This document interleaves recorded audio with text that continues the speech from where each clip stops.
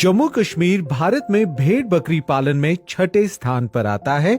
यहाँ सालाना मटन की पैदावार 320 लाख किलोग्राम है।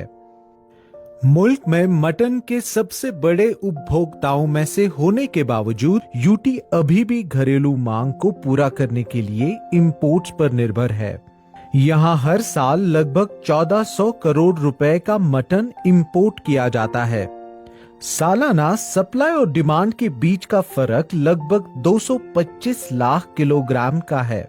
यूटी को मटन की पैदावार में सेल्फ रिलायंस या खुद कफीली की तरफ ले जाने के लिए होलिस्टिक एग्रीकल्चर डेवलपमेंट प्रोग्राम में कई इंटरवेंशन सुझाई गई हैं, जिनमें ज्यादा मटन की पैदावारी सलाहियत रखने वाली भेड़ की नस्लों का इंपोर्ट, एम्ब्रियो ट्रांसफर टेक्नोलॉजी और आर्टिफिशियल इंसेमिनेशन के जरिए नस्ल सुधार पर जोर देना, कमर्शियल शीप फार्म्स को कायम करना, भेड़ बकरियों की सेहत, पालन पोषण, उनके प्रोडक्ट्स की marketing, value addition, research development वगैरह पर जोर देना शामिल है।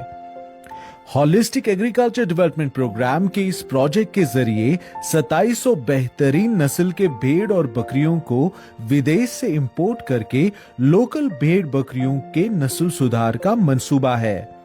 साथ ही साथ हर साल 1000 भेड़ और बकरियों में एम्ब्रियो ट्रांसफर टेक्नोलॉजी के जरिए नस्ल सुधार किया जाएगा। इस प्रोजेक्ट के अंतर्गत हर साल 1 लाख एआई किए जाएंगे, 72 ब्रीड बेस्ड फार्म्स कायम होंगे और हर साल 400 नए कमर्शियल फार्म्स भी कायम किए जाएंगे।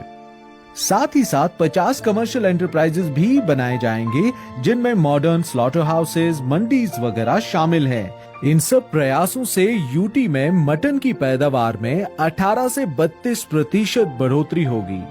इसके अलावा भेड़ बकरियों को सही हेल्थ कवर देके पैदावारी घाटे को 20 से 30% कम किया जाएगा। इस प्रोजेक्ट से अगले 5 सालों में मटन में न सिर्फ डिमांड और सप्लाई का गैप कम होगा, बल्कि 6000 नए रोजगार भी सृजित होंगे। चलिए अब एक नजर डालते हैं इस प्रोजेक्ट से किसानों को होने वाले फायदों पर। ब्रीड बेस्ड फार्म बनाने पर उम्मीदवार 50% की सब्सिडी हासिल कर सकते हैं, जिसकी मैक्सिमम सीलिंग 50 लाख रुपए की है। 50 जानवरों का कमर्शियल शीप फार्म बनाने पर 2.5 लाख रुपए तक की फाइनेंशियल असिस्टेंस हासिल की जा सकती है।